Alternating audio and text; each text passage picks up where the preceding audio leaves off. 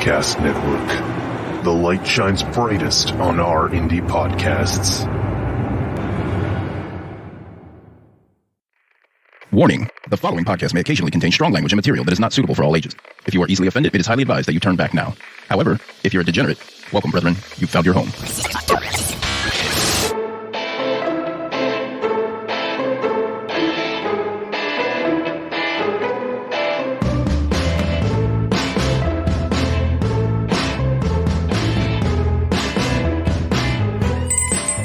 Welcome to the Crime Diner.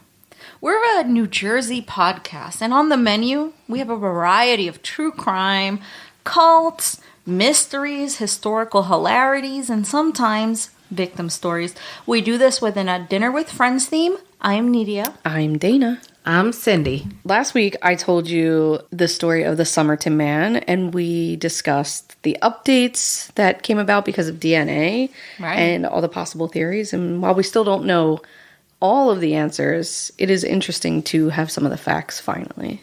Yeah, that familial DNA strikes We again. love it. We love it so much. Honestly, it's so funny because every once in a while I'll get like a message from 23andMe. Yeah. And they'll be like, hey, you got some DNA relatives. And I look through it like, you know, like looking for affairs, looking for some seedy shit. And I'm like, please let me be related to a criminal. Please let me be related to a criminal.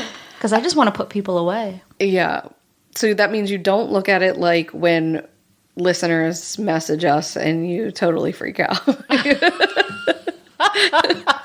know, that's just like a quirk that I have, that when a listener fans on us and like, oh my God, I love you guys, and I like freak out and get scared, and then I hide under the sheets. Why do they like us? What's happening? I'm like, you're funny. They like you. It's not a big deal. Oh, I get so scared. Listen, I don't know what would happen if we became famous, because I guess it's good that you're not trying to like put our listeners in jail. No. Like you are your potential family members.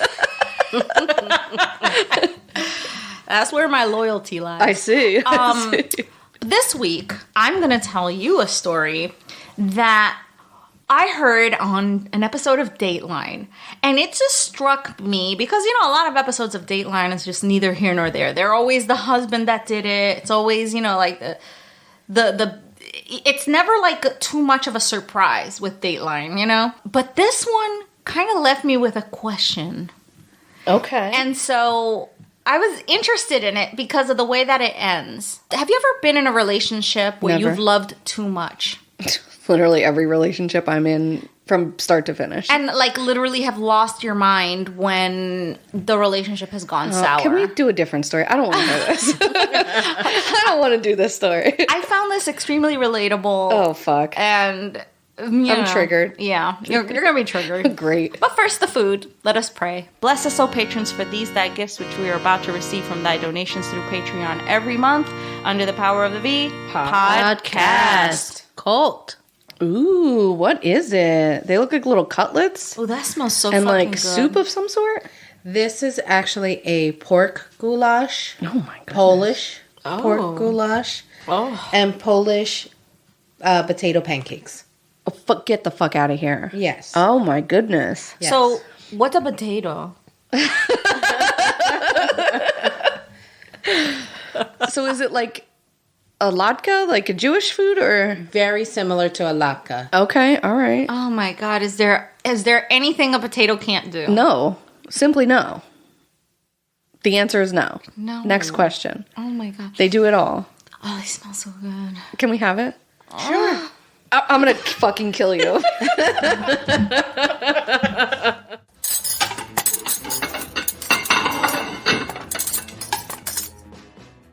What do you think about this whole meal situation? I don't know if my tongue was touch-starved, but as soon as that food Mine was.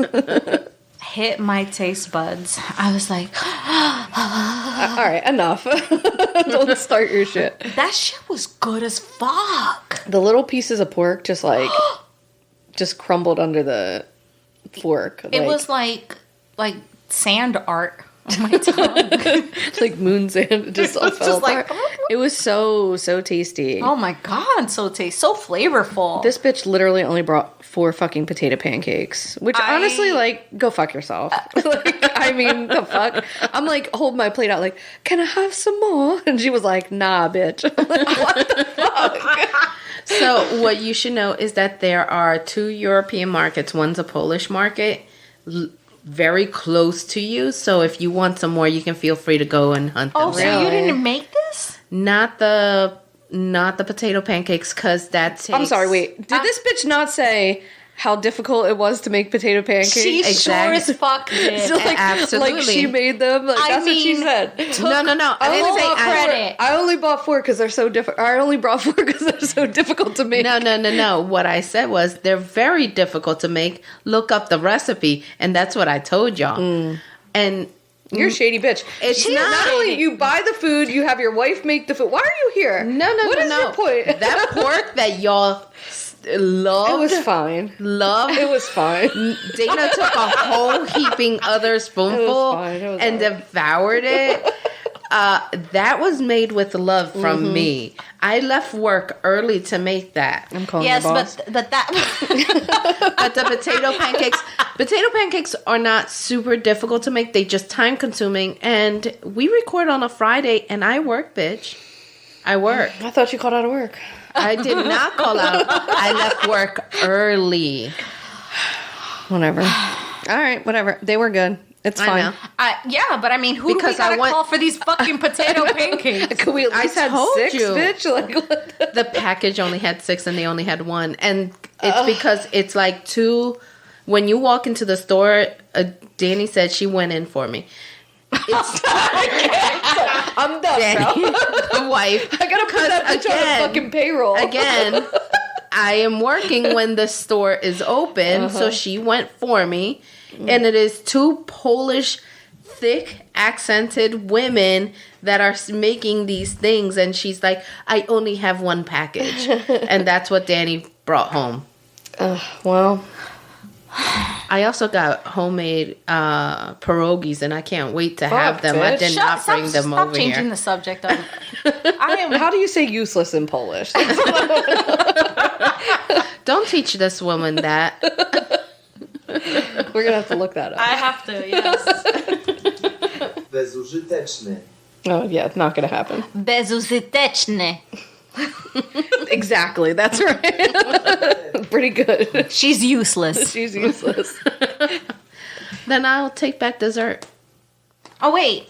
Wait a second. Wait, yeah. Did you make it at least? Did I Danny did make it from scratch. Oh yeah, that's a better question. She did. Danny did not make it. I made it. Again, I left work early so I could make the dessert and this goulash that you guys really liked, and now are giving me hell over it. That goulash was good. Yeah, I'm into it. Ugly name, great. I love goulash. I mean, it's fucking delicious. The wine that we're having today is called Portlandia. It is a 2020 Oregon Pinot Noir. And it's got a pair of spectacles in the front. You ever watch that show, Portlandia? I have not. It's a guy, and it's Fred Armisen from Saturday Night Live, and he literally wears these glasses. Oh, really? I wonder if it's their wine or something. I don't know. But it's a show that is almost, it's like making fun of Portland, Oregon. Yeah, right. And like, it's almost like if they went in and they got the Portland scene. Yeah. And they made fun of like people of the Portland scene. Right, yeah. I mean, I get the concept of the show. Yeah, it's so fucking funny. It's ironically funny. Oh, the best kind of funny. The best kind of funny, Yeah. yes. It's like intelligent humor. Oh. Yeah. I wouldn't like that. Just kidding. I really like this Pinot Noir. I'm a Pinot Noir girl. I mean, We know. packed mine with ice. It's like a slushy now, so I'm kind of into it, but... I know. We got timestamps, so if you want to skip right over the talk, go on over to the timestamps in the show note. That's where you find it. Sorry. You know, me and Russ have started using sorry about it. Sorry about it. Like, he ate all the Reese's Pieces, and he was like, Trash. sorry about it. Trash. You're trash if you eat all the Reese's. Damn, that's so messed up. And then to say, be so cold. Sorry about it. That's so funny. fun. It's so fun. I'm going to use that with my students come next week. I think that's a great idea. Yeah, so you excited? Like, sorry about it. No, not even a little bit. Not a little bit? Not even a little bit. It really is tragic that you and I have such contrasting schedules. Disdain for the work. Yeah, no, I hear you. Yeah. Yeah, I hear you. It's not, listen, if I didn't have to deal with all the bureaucracy that comes with education, right, I would love it, and it would be fun, and it would be excellent, and the kids, honestly, coming to me would have a very enriching experience. Yeah. But because there is so much life-sucking administrative red tape associated with education. That's a bummer. So many cooks in the pot. Yeah. It takes the love and the fun out of it. And I have 7 years to retire, and honestly, I cannot wait. I feel like you keep saying 7 years. It's got to be less by now. Who knows? I stopped counting. It's like a prison sentence. Yeah. But it's not because of the job. It's not because of the kids. Right. It's because of the bureaucracy and the administration. Yeah. It sucks. Bummer. When you take all that out, it's actually kind of fun. It's a fun job. Well, I mean, you do have something to look forward to. What's that? We're going on a trip. Oh my God, we're going to Atlanta. Hotlanta. We're going. I don't think they call it that. Why not? I don't know. I saw it on RuPaul's Drag Race that one of the girls said Hotlanta, and the girl that was from Atlanta was like, no one says that there. And I was like, the shade of it all. All right, so we're not going to Atlanta. We're not, but we are going to Atlanta. We are. It's going to be for a special live. Yeah. We'll be there for a live episode. It's a very exclusive event. Yeah, but if you are interested, if you're going to be in the area, we will be talking about it Yeah. in future episodes. Yeah. And we'll give you the details. You can send us a message, and we will reserve a spot for you. Yeah. There's going to be food. There's going to be stories. And that's really all that is. Our charismatic personality. There will be friendship and photo ops. Yeah. Mm-hmm. No one wants that. No, yeah. But, you know, whatever. Take a picture if you want. It'll last longer. Yeah. Are you so excited? Not really. No, I am. So. She's been dying to get us on a trip. No, but I hate flying. Oh, fuck. Who cares about that? I fucking hate flying. Why? Because... You're sitting in the middle, too. We decided, Arnie. Really? Since you left earlier when we were planning. I am definitely sitting in the aisle because big girl got to have some space. I'm fine with the middle, actually. Perfect. I'm going to put my head on your shoulder and sleep on you. Shit. I was thinking of putting my legs on you and putting my head on Cindy's tits. Oh, my God. Perfect. As a pillow. Well, I'm glad we worked that out on the air. I'll be the infant between the two parents. Yeah, that's accurate, actually. It's on brand for me. Yeah. So yeah, we're doing that Georgia trip, and we'll keep you posted. Yeah. One of the things that you can do is if you want to watch the full live episode as we record, you have to join Patreon, even at the lowest level before the trip in October. Right. Yeah, the first week in October we'll be down there, so. That's right. Come on over and join us on Patreon. Honestly, I mean, what else are you doing? What else are you doing with your money? Come on. Right. I gotta talk to you about something. What? It's really important. What's that? Have you ever watched Bridge to Terabithia? Yes. And I also read the book. Okay. Oh my God. Well, one of our favorite podcasts, Ratchet Book Club. We've talked about them before. Right, yeah. Derek. Derek is reading... National treasure, honestly. He's reading Bridge to Terabithia right now. No, he's not. Bitch. And I was like, when I saw that he was doing it, I was like, I'm not sure I can actually listen to this because that movie in and of itself, I've never read the book, but the movie in and of itself, I like almost can't even think about the movie without crying because it's so fucking sad. And so I'm listening today. Look at you crying. I'm listening today and he gets to the part. I won't say spoilers, but he gets to the very sad part. And as he's reading, like his voice starts to crack. And I'm like, oh fuck, he's going to cry. And then he just starts sobbing. And I'm sobbing. I'm in the line at the bank and I am fucking sobbing. You're crying now. It's so sad. And he's like, in the book, the sister, the siblings are terrible to him. And the sister's like, being shitty in a really shitty situation. Yeah. And she's like, I can't believe you're not crying. And I don't, he's like in 5th grade and he just doesn't understand really what's happening yet.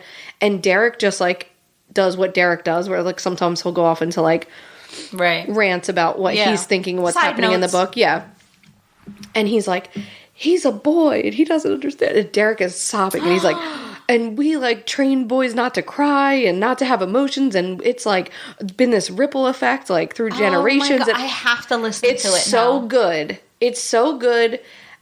Like, you got to listen to Ratchet Book Club already. Like, mostly the podcast is so fun. Like, it's one of my most fun. Does he do a lot of cursing in this one? He does no cursing in any of the kids' books that he does. I might share it with my students. You can if he does it so that you can. And maybe listen to it, because that particular episode he does say something about someone being high in the episode, like, or in the book, like, oh, maybe they're high or whatever. Right. And he goes off on his little like things, but when he does a kid's book, he does not curse in the episode, so that that's you can utilize them for that. Yeah. Because he's done a couple other kids' books. Yeah, he makes it. He lets you know if it's going to be a book kid safe. Yeah, there's no warning. He'll tell you this is a good. Oh my God, I think my students would really love to hear it from his point, because I've done Bridge to Tower. I did it one time and I cried and like the kids got got upset. No, it's upsetting. Yeah, it's upsetting. I think they would enjoy it more if they heard a man tell the story, because like we don't have many men in education. You know what I mean? And you're hearing a man like be emotional about a very emotional thing. Thank you. It's so good. I mean, I messaged him on Facebook today. I mean, I like posted on his wall because I was just like, bro, I can't. Yeah. Like, I wasn't sure if I could, and I'm like, I'm not sure if I'm going to recover, because it was so just like raw emotion. Also, I feel like it's important for my students to hear a black man reading a book. Absolutely, you know what I mean? Yeah. Like, we had, like, growing up, we had LeVar Burton. You know what I mean? Like, that was our fucking dude, Derek. Man. Derek is no LeVar Burton. No, but that sweet angel. No one is LeVar Burton. But damn, like, but Derek kids need to see their own people, out there, and like being cool, being funny, reading. Cool. Yeah, exactly. And in a way that they see that's not sports, that's not rapping, that's not what they're usually used to. Like Neil deGrasse Tyson. You know what I mean? Like, we just don't have enough black men out there exposed in these other fields that they have access to. Yeah, that they have access to, and like I feel like we need to give them a platform. He's got a couple. He's got a couple you can do, because he's done like. Plus the fact that I can say it, I know this guy. Yeah, he did Holes, which was really good. Oh, really? Yeah, he's done a couple really good kids books. Yeah. Oh man. And they're so he's so funny. You know, like he's so funny. He's Plus, I like how he's like has those side reflections. Yeah. Because as a teacher, I do the side reflections. Yeah. But and he's got commentary, and he's got a lot to say. So exactly. Yeah. I think they would dig it. I probably won't do a question and answer, just like a receive it kind of thing. You know what I mean? Sit with it. Yeah, like sit with it and just receive it. Because a lot of times I'll read to my kids, and then because I'm attached to a curriculum and everything, like we can't just read for enjoyment. It has to be like, attached to a learning thing. Yeah. But reading itself can be such a learning experience because you learn. This is what I like. Yeah. Oh, there's a book like that out there, especially for kids that are not exposed to reading for pleasure. Right. Yeah. You know what I'm saying? Yeah. And so I think I'm definitely going to look that up. Thank you for sharing that, Dana. Yeah. And like I said, you guys should definitely check out his podcast, but he does some other fucking hilarious that are not safe for work. Yes. Like the very first book that he does is The Old Thought Next Door. And it's fantastic. Like, I mean, I haven't stopped thinking about The Old Thought Next Door. Treasure. It's so good. Yeah, I think a few people have done their dissertation on it. Quan Mills. He covers a lot of Quan Mills work. It's Mills on Wheels. Mills on Wheels. Hilarious. So good, yeah. Fucking hilarious. And definitely not safe for work or an airport. Or anywhere that you don't have headphones. I was listening to him, to him reading a Quan Mills book. Yeah. And I think it was The Old Thought Next Door on a flight. And my headphones were really loud. And I was like, shit, is the person next to me hearing this? Bro, it's so funny. It's so raunchy. It's so ratchet. Yeah, honestly. it's ratchet. I mean, he nails it. Yeah, he nails it. Yeah, so, I mean, I love it. Yeah. Just recently, we had an issue with people not being able to update our episodes, our episodes on aren't their loading. platform or whatever. We still don't know what the hell happened there, but apparently our episode was on some platforms, not on others. And if you find that our platform, that the platform that you're listening on has not updated an episode, unless we announce it, always have an episode for you on Wednesday. Yeah, we've never missed. Always. Yeah. We'll mention if there's an unseen or if we're taking a break or something. We will mention it way ahead of time. Yeah, we will not leave you without an episode. If it so happens to be that you are not finding our episode, maybe go to a different platform, because I don't know, for some reason Podbean did not distribute our episode a couple weeks ago to every platform. It was on Apple and on a couple other places, but Spotify and Google did not receive the update. Yeah. So just keep that in mind. Actually, there was a whole second Spotify site that did an update. So apparently we're on Spotify in 2 locations. For whatever reason that is. It's so frustrating because, like, for us, for the 3 of us, and initially just the 2 of us, we literally were like, we want to start a podcast. We'll figure it out. How hard could it be? And, like, guess what? It's kind of hard sometimes. Especially if you, like, don't know shit about shit. Right. And especially like, if you're like us and you actually care. Yeah. Like, we care about you, the listener. We care to be consistent with our episodes for you. Yeah. And we kind of want to make a good product for you in the end. You know what I mean? Like, we don't want to just, like, I know it kind of sounds like we just threw this shit together. But but like Cindy, I talked to Cindy that first Wednesday, and like at night, like 7:00 at night, and she was so upset. And I was like, girl, just let it drop. Like, you're not going to do anything tonight. Right. It's too late now. Like, whatever. She was so upset. And I'm just like, you got to let it go, man, because it's too much. Like, it's too much for one person. I'm in a massage and she's in a meeting and I don't know what the fuck you were doing. I was taking my mom to that's right, your mom, probate for my dad who died. It's just like, it was just chaotic. And I woke up in the morning, because I posted the episode the night before, and I woke up in the morning and I'm like, fuck, it's not there. I went and checked. I'm like, okay, it is there. Why is it not there? 30 people have already listened to it. Like, it's just like, chaos. And anyway, hope we got it all fixed for you by now. Yeah, listen, we're a small podcast and we're really struggling here. We're trying not to drown, and we're at the same time trying to give you a good listening experience. We're trying our best here. Yeah, that's all I can say. Well, honestly, after Dana said let it go, I just said I'm gonna go to bed and just take an edible and go to sleep so I don't keep thinking about it. Perfect. All right, well, I'm tired of thinking about it without the edible. Let's have dessert. Sure. Oh shit. Oh my god. Is it ice cream? It's whipped cream. It's not ice cream, and it's kind of not sort of whipped cream either. What is it? It is a cheesecake filling. Bitch. But it's not like, it's like cream cheese and whipped cream mixed together and all of that. Oh, it's in a cone. Polish are on something else. Yeah. Well, this was done out of a thought of when you're on a date or when you're on a fair. You have the whole strawberries and the creamy stuff, whipped cream stuff, and all of that beautiful stuff. Wow. Yeah. So this is a waffle cone with strawberry. What is that surrounding? It is a strawberry crumb. It is. So I took Oreo cookies, crumbled them, add a little bit of strawberry jello mix to it. And then I did a glaze, and I dipped the waffle cone in a glaze. And then I dipped them into the Oreo crumble, and hence you have a crumble. And it's stuffed with this like cheesecakey thing and it's fresh strawberries. Just give me it. My mouth is about to come. All right. I hate you.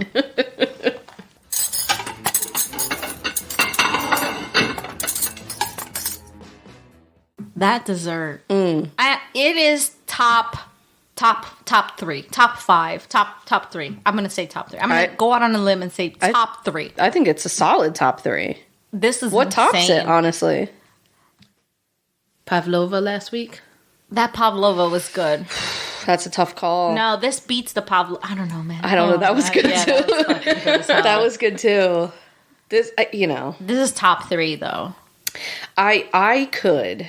Yeah. That little crumble. Now, that crumble, you made that on a strawberry shortcake, like cake or something before, right? Yeah, that was also top 3. I could Scrooge McDuck that shit. I could fill a vat. Yeah. And just swim in it. Oh, yeah. Just like, and like pick it up and just like pour it over my head like a water fountain. Yep. It's that delicious. Yeah.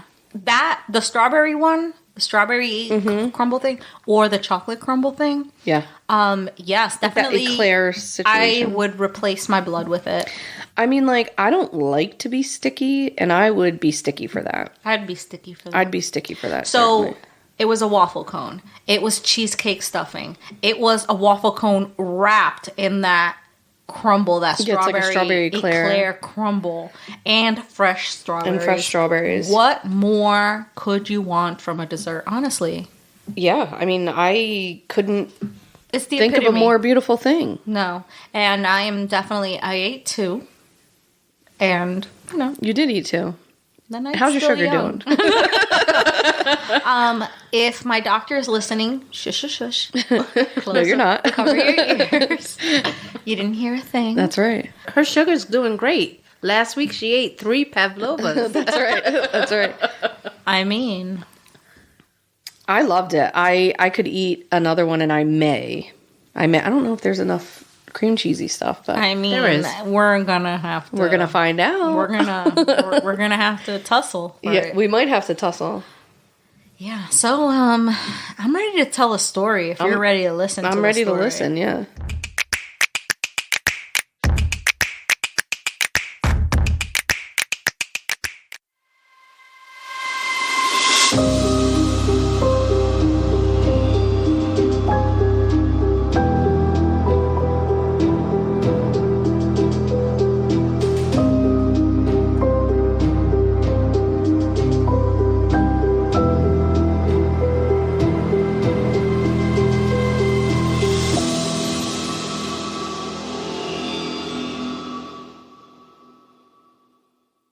Autumn's Oddities is a strange and unusual podcast made by the strange and unusual, me, Autumn Gruby.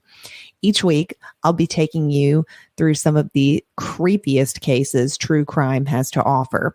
It won't only be true crime, I'll also be covering cryptids, haunted places, haunted things, and the true stories that inspired horror movies. Listen every Monday and Friday for new episodes. And remember, if it's creepy and weird, you'll find it here.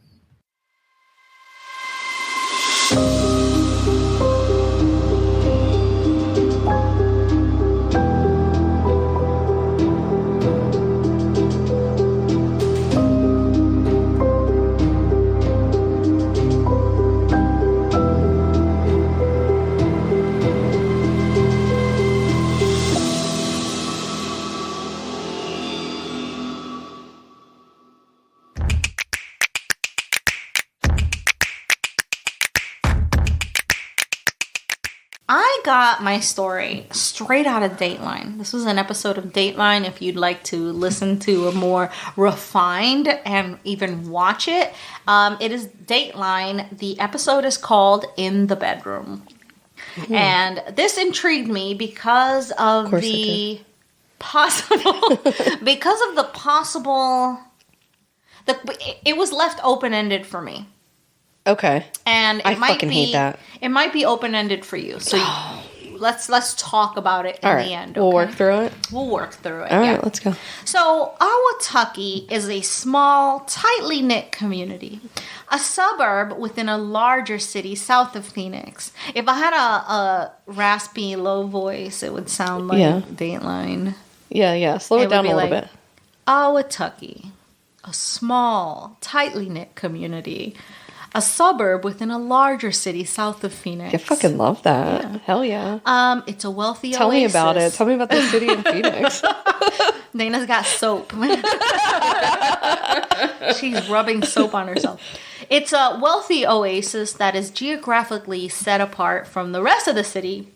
It is known as the biggest cul-de-sac in the world. A community with gorgeous houses, top-notch schools, and welcoming neighbors. Are you just telling the Dateline story? Did you steal those lines? Should there be quotation marks? Yeah. No. I mean, thank you, but I know how to rewrite something and not completely plagiarize All right, it. perfect. So, hidden behind the doors. All I kept thinking about is Dateline's gonna get no money from us. It's a sleepy bedroom community. Hidden behind the doors of their beautiful homes and perfect desert landscaping, no one ever truly knows what happens. This is a story of an immigrant family attaining the American dream and turning it into the American nightmare. It's a story of losing it all for love. You do so much. I've been remodeling my kitchen, and I've been listening to nothing but Dateline podcasts. How's your mental health doing? Check in with people that are remodeling. Yeah. Honestly, we are not okay. Yeah, no, hell no. I will listen to fucking 16 hours of Dateline Hell and no. have nothing else in my brain. Yeah. Grace Pianka and Adam Kostewicz, two Polish immigrants, saw their decision to settle here as their successful realization of the American dream. Adam arrived in Detroit at the age of 20 with 2 suitcases and $250 in his pocket. Shit. There, he met Grace, who had emigrated from Poland in search of a better life for herself and her son Victor, who was 3 years old at the time. They met, and even though Adam was 7 years Grace's junior, they felt they had a lot in common. And so their friendship quickly turned into a relationship. They dated for 9 years, and in 1996, they made it official and got married. The following year, this new family established themselves in the Arizona foothills and lived a prosperous, typical American life, with Adam helping to raise Grace's kid as his own. Okay. Grace earned a good living as a real estate agent, and Adam worked as a computer engineer. They spent their free time traveling and hiking. Fun. Almost like if they were lesbians. Almost. Adam was described as smart, helpful, and an avid gun collector. Uh-oh. Grace described, It's never a good sign. it's always when they describe you as a gun collector. It's An like avid gun somebody collector. got Yeah. shot. You're like, fuck. Yeah. Grace was described as a private person with a great sense of humor. She was a good mother and an overall nice person. I like to think that that's how people would describe me. What was the first word? A private A person. private person. Interesting. Yeah. The listeners know every hair on my asshole. Truly. There are none. There are none, 'Cause I which got they them know. lasered Yeah. off. Which the listeners know. Right. But she especially loved her husband, Adam. Good. They seemed, to outsiders at least, to be a very loving Just like the couple. rest of us, yeah. Yeah. In 2006, things began to change in the marriage. It's now 10 years after they're married. They got the 10-year itch. Adam started to pull away from Grace and spending time away from home. Okay. More importantly, nights away from home. Uh-oh. Like whole ass weeks away from home. Oh, fuck. Yeah. Grace's son was now a troubled youth, and this was putting a lot of pressure on the family. Victor, Grace's son, had been using drugs and had also been in trouble with the law. Okay. And while Grace was willing to support her son blindly through all of it, Adam was not. Not here for it. No. Okay. Grace was very confused by Adam's sudden disinterest in the relationship, and she chalked it up to depression or a midlife crisis. But like most unsuspecting wives, what happened on the Easter weekend of 2006 completely blindsided her. That morning, the couple's phone rang, and when Grace answered it, a woman on the other line said she wanted to speak with Adam. Adam spoke to the woman and told Grace it was just a friend, and then he left without brushing his teeth or washing his face or nothing. Ew. That nasty little shit. Ew, that's weird. Little stinky hamster. Grace thought this was all very sus. And so You think? she jumped in her car and followed him. Hell yeah, she did. She noticed he pulled into a McDonald's, parking lot, and got into a red sports car driven by a blonde woman who Grace assumed had been the caller. Yeah. So I picture, like, a red sports car. It's a fucking convertible. She's got blonde hair blowing in the wind, and they're all she's laughing. got big glasses on and like a scarf. a black scarf that's like flowing behind her, and of course she's wearing like a black just tube top because she's got the like leather pants on the bottom. Really? Yeah, like Olivia Newton-John in Grease. You know? Okay. That's what she looks like. All right, and like the license plate says "sex kitten." Oh, see, I was like thinking the license plate says like some fucking Russian spy shit, like cosmonaut or something. I'm assuming they're spies. Okay, well, Grace called her friend hysterical over the situation, and her friend suggested she protect herself by cleaning all their money out of their shared bank That's a good account. friend right there. That's a smart bitch. She's like, right for the money. Yeah. That's Take how the you money. get it. Yeah, Yes, that's right. Like, go get Close the yourself. accounts. He's gonna leave your ass. He That's won't right. leave you broke. That's right. So Grace takes out their entire savings, Yes, which she does. came to just over $20,000 in cash and a cashier's check. So it was some money. Fair. She then goes home and tries calling Adam repeatedly and leaving desperate, broken-hearted messages on his phone. God damn it. We've all been there. Yeah, man. I wasn't smart enough to pull my bank account, though. Damn it, Dana. Yeah. Neither was I. Yeah, dumb. Unable to get anywhere with that, she begins drinking. Yeah. It checks. Fair. It tracks. Yeah. Grace gets herself shit-faced drunk off tequila and wine. That's exactly what we do before this podcast. Yeah, right. Tequila, a little wine, it's all good. Oh my God. I feel seen. I'm glad, yeah. And Representation matters. I mean, it does, yeah. It really does matter.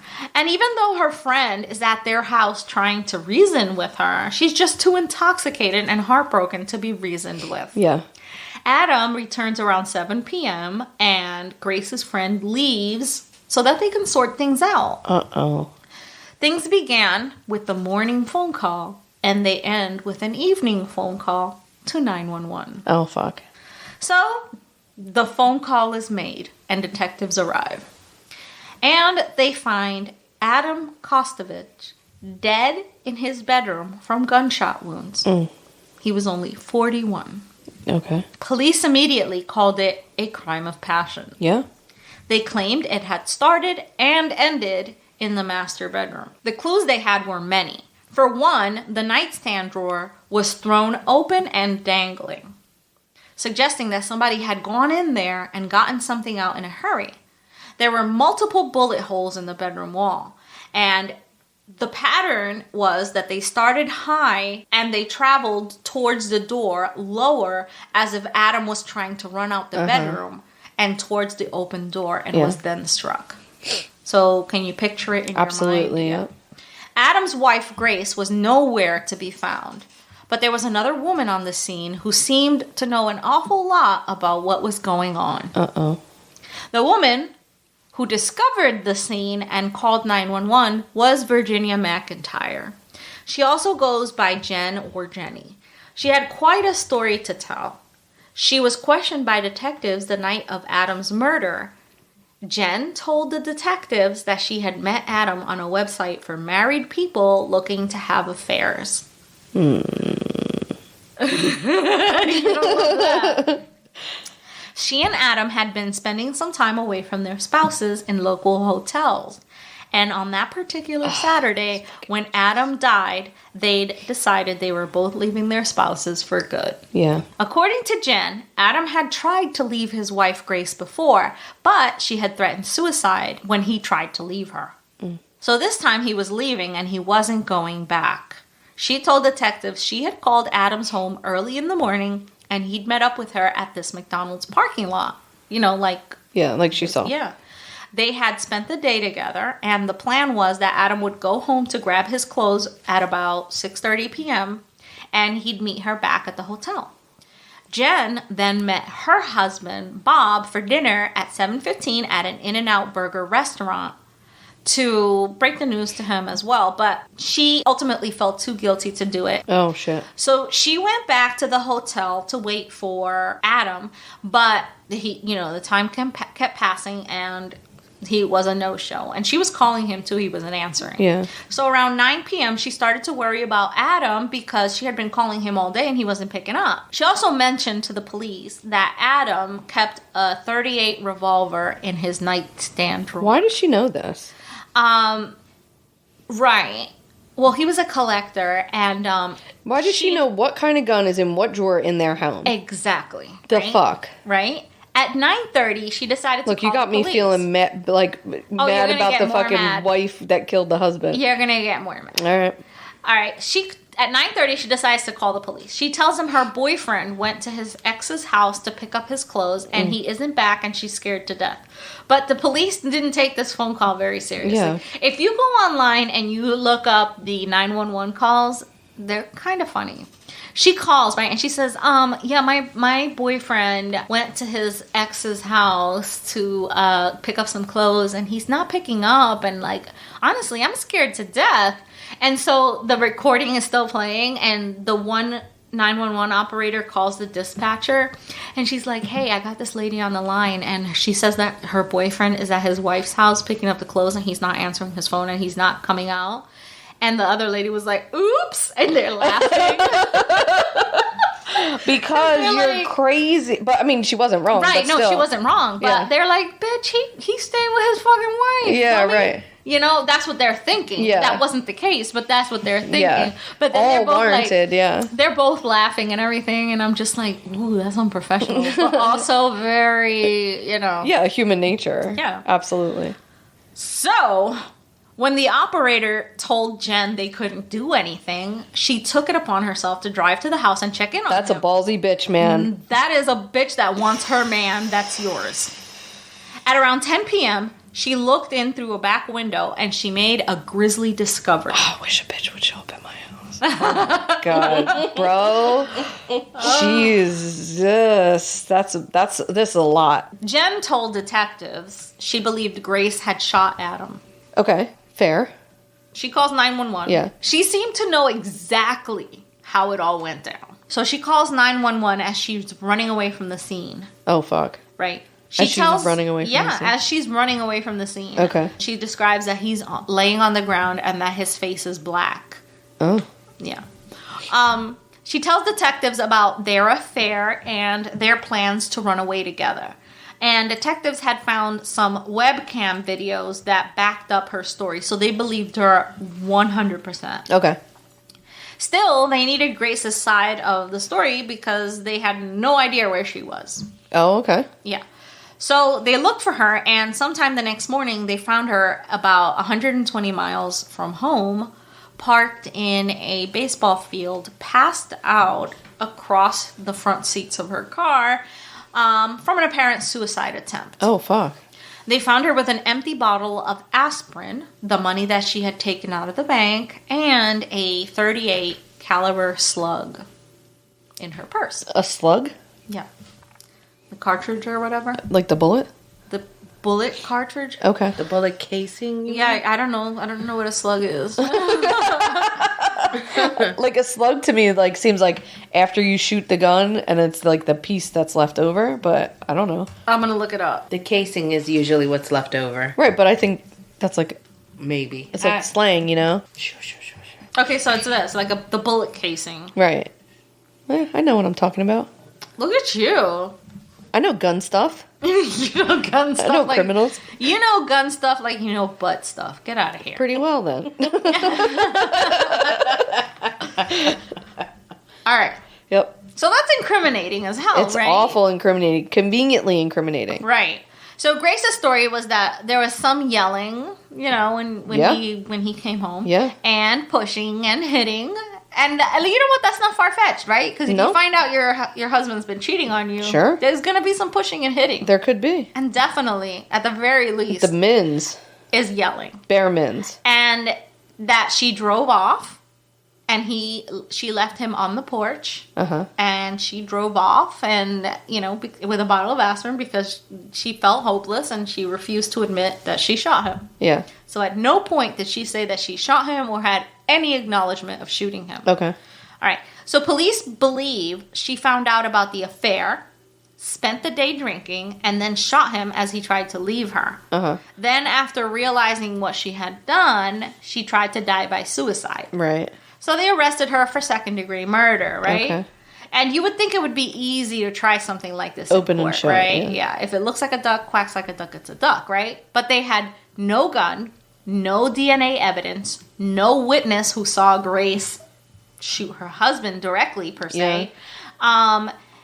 So even though the circumstantial evidence was quite damning, Yeah. especially that bullet casing, right? Yeah. Grace Pianka was tried on August 2008. Since her case was mostly circumstantial, the first trial ended in a hung jury. Really? So 6 months later, she was retried in front of a brand new jury, and this time both the prosecution and the defense were armed with theories. Okay. The prosecutor posed that Adam was killed in his bedroom. The motive was that Grace was heartbroken and pissed, so she acted impulsively by cleaning out their bank accounts, Yeah. getting drunk, and then shooting Adam in a murder-suicide situation. The fact that she runs, takes the pills, and is found with a .38 caliber revolver slug is definitely incriminating. Right. But without the missing gun, there was no way to be certain that the bullet came from the gun. Right. Like they had no way to link it, right? Another piece of incriminating evidence was that the neighbor witnessed Grace leave with no shoes and no phone right around 7 p.m. that night. Okay. So when Grace was taken to the hospital after her suicide attempt, she asked where Adam was. They have a recording of it. Yeah. She asked if he was in the hospital. So that kind of suggests that she knows that something happened to him. Yeah. But it could be like, is he here in this hospital? Is he here visiting me? Yeah. Does he Has care about me? Come and see me. Yeah. Exactly. Yeah. Right? So when she's told that he's dead, she acts upset for a few seconds, and then it's business as usual. Yeah. She's like, "You've got to be kidding me." I hate your guts so much. At the trial, the second trial now, one key witness was very noticeably absent. Uh-oh. And that was Jen McIntyre. Yeah. Adam's mistress. Uh-huh. She was the most important witness because, remember, she was the one that found the body and called 911. Right, and had all the theories. Turns out she was supposed to testify, but was a no-show. Oh, fuck. She and her husband just poof disappeared. And this was the defense's dream come true because they had a different theory of how the crime was perpetrated. Yeah, I have an idea too. They painted a scene of a mistress who supposedly loved Adam enough to leave her husband, yet was not at all emotional over his death. No reaction. They told the jury that Jen McIntyre had manipulated the police into believing that Grace Pianka killed Adam and ran off. And from that moment on, police only focused on Grace. Right. Because she was just like, oh, she did it this way, that way. You know what I'm saying? Yeah. And this was the detective's first big case as a lead detective. Okay. As a lead investigator on a case. So this was like his first big boy job. But they suggested that if you look further into Virginia Jen McIntyre's background, you would find some very sus pieces of information that would link her and her husband to this murder. The defense investigators found the McIntyres had a history of owing people money, including a $400,000 debt to the IRS. Uh-oh. And you don't fucking owe the IRS money. No. Do you know that the IRS hired like 87,000 new people in each state and shit? What, to collect To debt? collect fucking taxes on people? Don't even make me upset right now. Yeah. I can't. Yeah.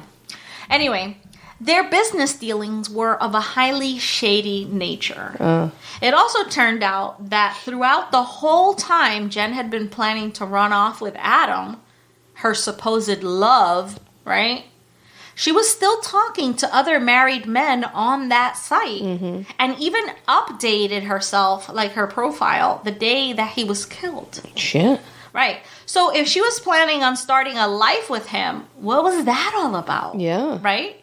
There was also evidence linking her to the murder weapon. While detectives never found the actual murder weapon, they knew the caliber of the bullet that he had been killed with was a .38 caliber, right?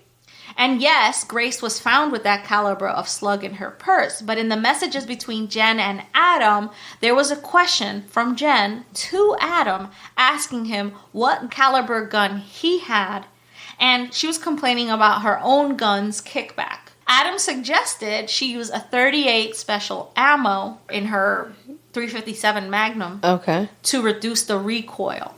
So, she could have shot him with her gun. She could have, yeah. You know? And just put a different size bullet in there? Yeah. Do guns work like that? I guess. All right. So he was like a little bit of an expert in guns. Sounds like it. Yeah. So the night of the murder, Jen's right thumb was shown to have a scratch on it and a broken thumbnail, which is the kind of injury a person would sustain if they fired a weapon while having long nails. Oh. Yeah. Interesting. Uh-huh. But was there a motive? Why would she? What would she stand to gain if she killed her lover? Her lover. Well, maybe she took a life insurance policy out on him. Well, Dana, you've been podcasting for a little bit. Yes, there was a huge one. Of course, there was. Yeah. Turns out that Jen somehow, in between trials, had managed to get a judge to appoint her the administrator of Adam's estate. Get the fuck out of here. An estate that included an $806,000 life insurance policy. Goodbye. How the fuck did she manage this shit? Because I'm trying to fucking do this shit for my mom. Yeah, who legitimately was married to your dad forever. I mean... Right? And they only owe $40,000 on the house. Wow. And I can't get somebody to just... Anyway, once she was awarded this kind of, this big payout, it was fucking Splitsville for her and her man. Yeah. She stopped paying his mortgage and just beat feet with her husband. Oh, and during the 911 call, the operator thought that she heard the voice of a man in the background saying, "Think money." Oh, what the fuck? And when she asks Jen if there's someone else with her, she says, no, it's just me. But in the court, they slow down the audio, and you can hear a man's voice in the background saying, "Think money." In the end, Grace Pianka was sentenced to 13 years in jail for manslaughter. And as for Even Jen... with all of that evidence? Yes. Fuck. And as for Jen, well, because a lot of the things that they told the jury were thrown out from the first trial had to be thrown out. You know what I mean? Because judges get to pick and choose what you can... Like, they couldn't hear that Jen McIntyre owed the IRS money. They couldn't hear about her shady dealings. Because the judge can pick and choose what's relevant to the trial. Like, that is relevant. I mean, they can pick and choose. Yeah. I hate everything. Right. So as for Jen and her husband, they took the insurance money and sailed off into the sunset, and not even her son knows where they went. Still. Still. And if you look up where is Jen McIntyre now, nobody knows. Get the fuck out of here. Nobody knows. Like, it's almost fucking 20 years later. Nobody knows where these people went. Fuck. Yeah, they just disappeared. So... Wow. Yeah. So she went to jail? Grace did. I mean, she's out now. Yeah. So she missed... Her kid was just by himself? He was a teenager, but, like, probably an older teen, you know? I mean, still. If he was 3 years old when they first met, you know, and what, like... 2006. They were together for 9 years. He would have been 12 when they got married in 1996. He was 12 years old. Uh-huh. So he was older by 2006. Oh. So he's like 22. Okay. Yeah, he was like 22 in 2006. Okay. So, you know, But still, he like loses his home. He loses both of his parents. It's like... Basically. 22 is still really young. Especially if he's like having problems and stuff. But it sounds like he was like bringing them a lot of problems. Well, that doesn't matter. No. I'm just saying, like, he was especially if she like, didn't do it. I mean, did she though? No. She didn't. You think Grace did it? Bro, that's No, I don't think his wife did it. I don't think his wife did it. No? I think Jen did it. I know it. She's convicted in my mind. You don't take that fucking money Yeah. And beat feet and without a trace. And just fucking disappear. And no one knows where you are? Nah, Yeah. fuck that. Nah, Not fuck even that. your son. Nah, fuck that. That's a guilty bitch right there. That's no ifs, crazy. ands, and buffs about it. And she never did leave her husband. Also, like, it was like a racket that she was doing to, like, extort money off of men, Yeah. I think. Because if you're, like, in love with a man and you're, like, Yeah. ready to leave it all behind. Yeah. First of all, she never did leave her husband. Right. But she was the whole time communicating with other men on that thing. Which, like, fine, but... Oh, how sneaky. I know, right? How sneaky. But, like, you know, what drew me to this thing is, like, could you imagine if they planned it all like that, though? I mean, it sounds That's like they the fucking did. perfect crime. It sounds like they did because she got access to that money. Like, that's not an easy thing to do. Right. That's not an easy thing to do. Like, how the fuck did she convince a judge to make her administrator of his... I wonder if he did something before he died. I don't know. You know what I mean? Like, I mean, there he'd had be to a big be. fucking dummy. You're just fucking.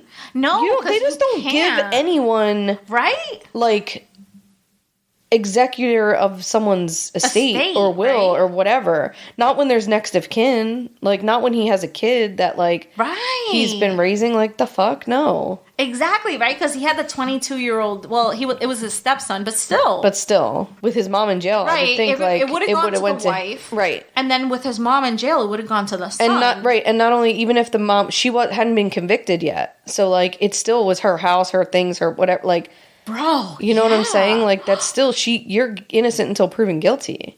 So what the fuck happened there? How'd that happen? Right. I wonder if she had like a life insurance policy that nobody knew. You know what I mean? Like $800,000 life insurance policy, which you can take a life insurance policy out on. You can people. take a life insurance policy on anyone? I mean, yeah, kinda.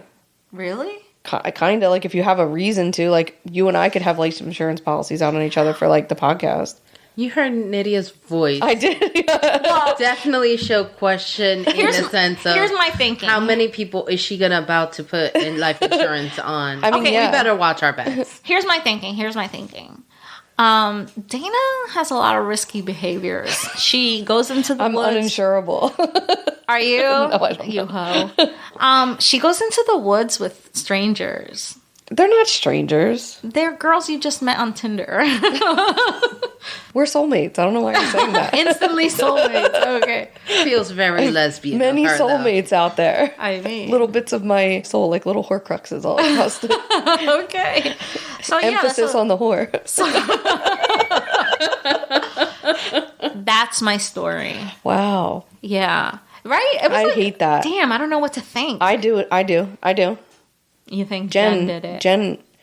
Virginia Any McIntyre. Virginias that go by Jen, that's a guilty bitch right there. What are you saying? No. There's no J in Virginia. Yeah, right? Why are you doing that? Yeah. You're slimy. Something's wrong. Yeah. You're shady. So, poor Grace. Yeah, she loses everything.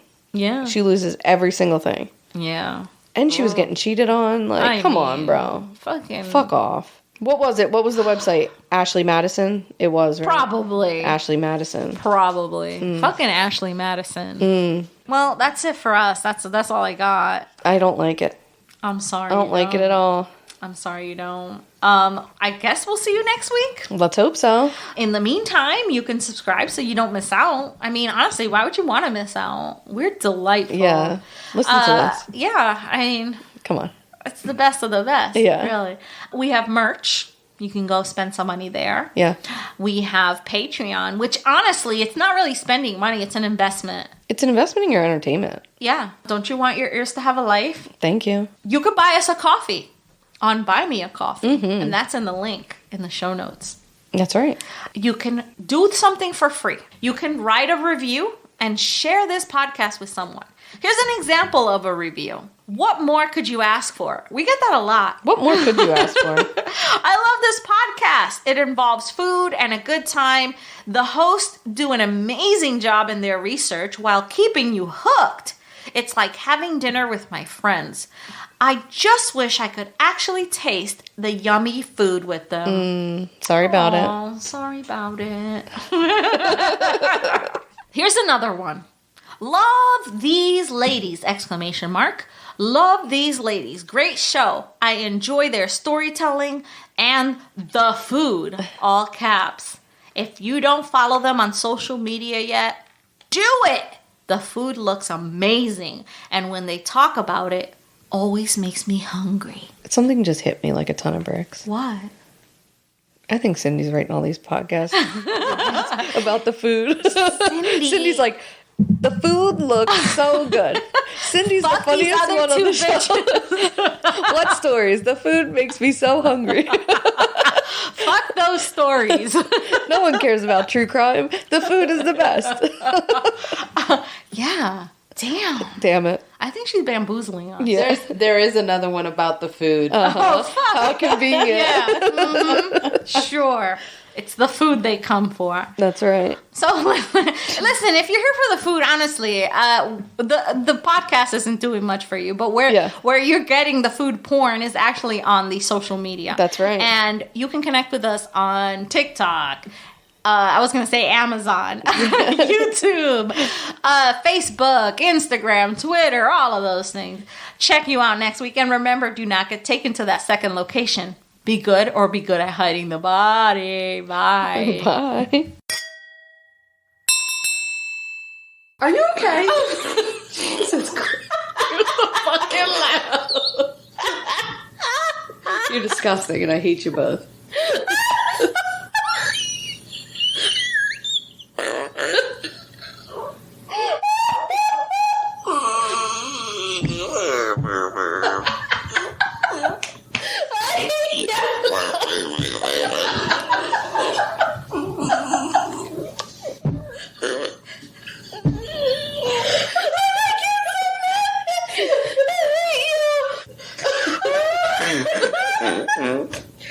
Oh, God. I'm crying. Oh, my God. And holding my pee because I almost